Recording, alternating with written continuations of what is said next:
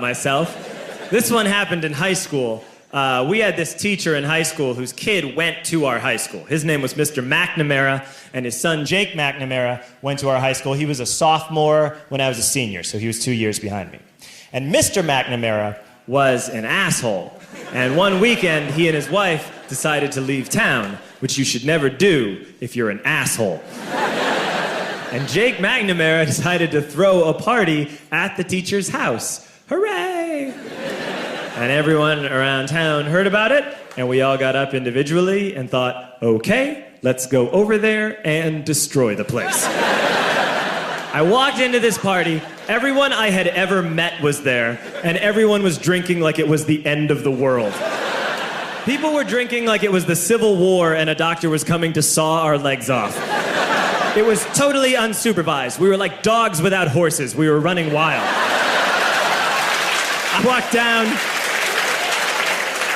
I walked down to the basement. They had a pool table in the basement. One dude took a running start and threw his body onto the pool table and broke it in half.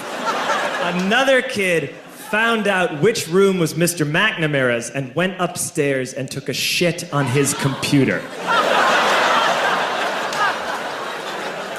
So the party was going great.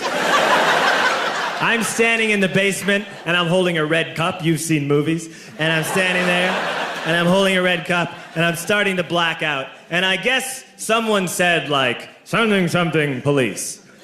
And in a brilliant moment of word association, I yelled, fuck the police! Fuck the police! And everyone else joined in. 100 drunk white children yelling, fuck the police. With the confidence of guys who have like already been to jail and aren't afraid of it anymore. You know, that like, I serve my nickel, you come and take me confidence. But white children. The reason someone had said something, something police was because the police were there. So a Chicago police officer walked down the stairs and got to the bottom in the basement and looked out over a sea of drunk toddlers yelling, fuck the police, in his face. And he was almost impressed. He was like, wow.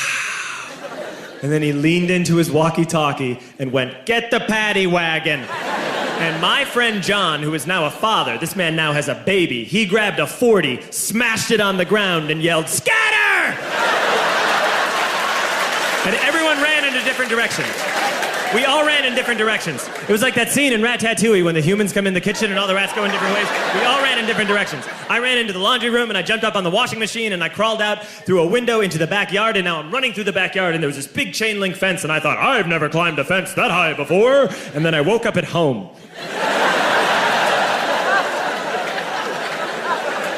On Monday, I went to school because that's what we did back then.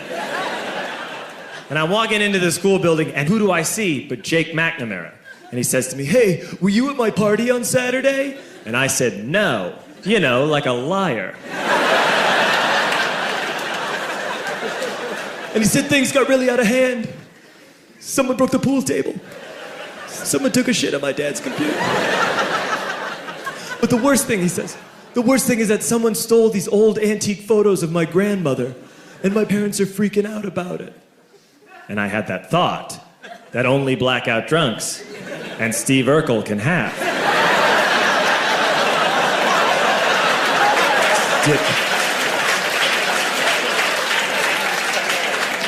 Did I do that? I figured, no, I wouldn't have done that. But I was never sure until 2 years later. Relax. I'm playing video games with this kid named Alex that we also went to high school with. 2 years later, we've graduated by now. We're playing video games for a couple hours. And then Alex says to me, hey, come here, I want to show you something. And he takes me into his bedroom, and then he takes me into a side room off of his bedroom. Never a good thing to have. And he shows me a tiny room that is covered wall to wall in stolen antique photos from different people's parties over the years.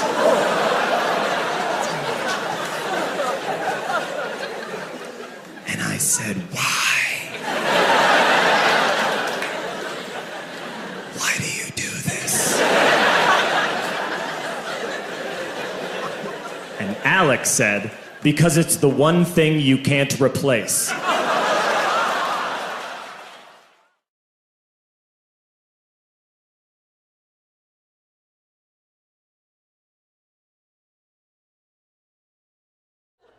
Your cell phone rings, you don't recognize the number, what do you do? Ignore it. Ignore it, send it to voicemail. Yeah, not this guy. I answer it. Yeah, exactly. Opportunity, potential. Who knows? Who knows what it is? The other day I was driving down the 405, traffic. Phone rings, 917, New York. I'm like, oh. I don't know the number. I hit talk, I go, hello. Guy on the other line goes, hey Bruce, what's going on? My name's Jay, not Bruce. So clearly I go, nothing much, man, what's going on with you? And he goes, I'll tell you what's going on. I just got an email about the budget. It's supposed to be $15,000, now it's $10,000. I'd like to know what the hell's going on. And I grabbed the steering wheel. I was like, all right, fucking focus. Focus right now. Your name is Bruce. There's a budget. It's $15,000, now it's 10. No one's happy about it. Just go with this. Go with this. I didn't know much. I only knew what he told me, so I just said it back, and I go, 10,000? It's supposed to be 15,000. He goes, yeah, well, I just got an email, and now it's 10. And I go, hey, I don't know what to tell you, man. I'm on the road right now. I haven't even seen the email. And he goes, are you behind this? Did you send it out? Like, giving Bruce some attitude, you know what I mean? And I'm like, no way I am taking that. There's no way. And I go, listen, bro, the budget was $15,000.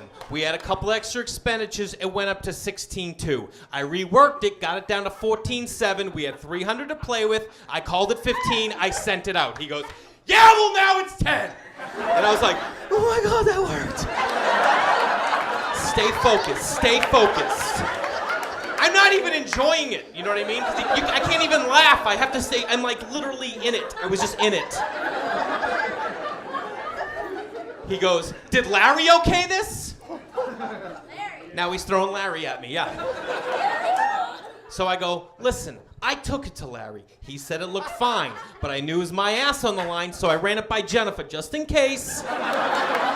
She said it looked good. I sent it out. He goes, yeah, well, now it's 10. And I was like, this guy has no idea what's going on over there. He hasn't talked to Larry. He hasn't talked to Jennifer. I just made her up. Clearly, he has not spoken to Bruce. He goes, listen, man, what are we going to do about this? I go, bro, I'm on the road right now. I haven't even seen the email. Why don't you call Larry, check in with him, see what's going on, give me a call back. Literally, like, throwing the fishing line out, being like, please say yes, because that phone call return is going to be amazing.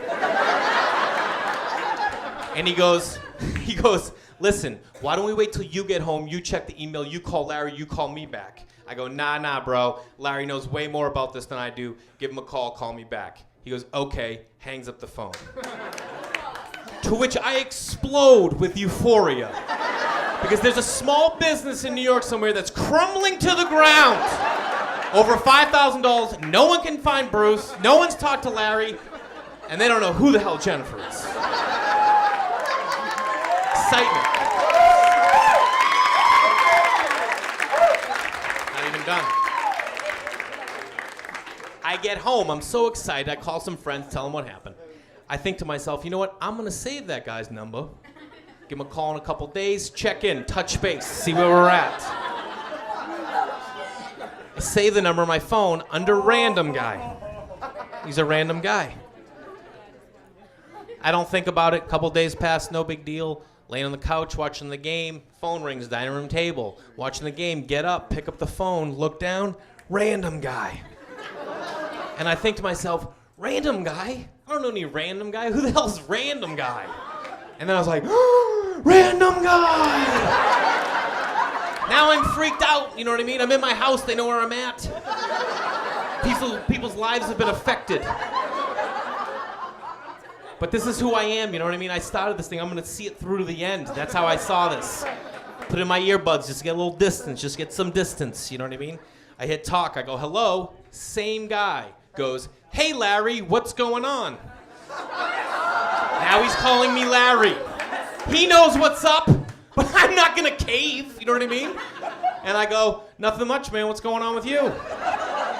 And he goes, listen, I got us on conference call with Janelle and Marie. Like I'm backing down from Janelle and Marie. So I go, hey ladies. Welcome to the call. As if to say, welcome to the show, here we go. How long are we gonna lie for? How long do you want me to lie? Because I am gonna go all the way. Marie, she takes the lead. She goes, hey Larry, what time is it where you are? And I look at the clock and it's 5:30.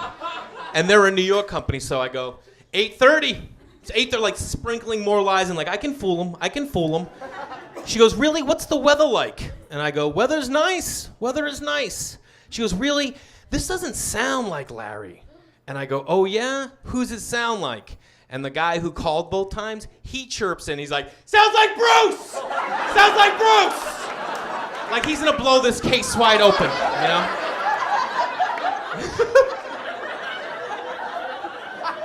And I go, guys, this isn't Larry and this isn't Bruce. And she goes, who is this? And I was like, I'm just some dude who had nothing better to do than to mess with you guys. Marie did not like that. She got pissed. She started yelling at me. She's like, we're a small business trying. I'm like, oh, I know. She's like, you think this is a joke? And I was like, a little bit. She goes, let me ask you something. I go, no, you let me ask you something. And she goes, what? And I go, where we at with the budget?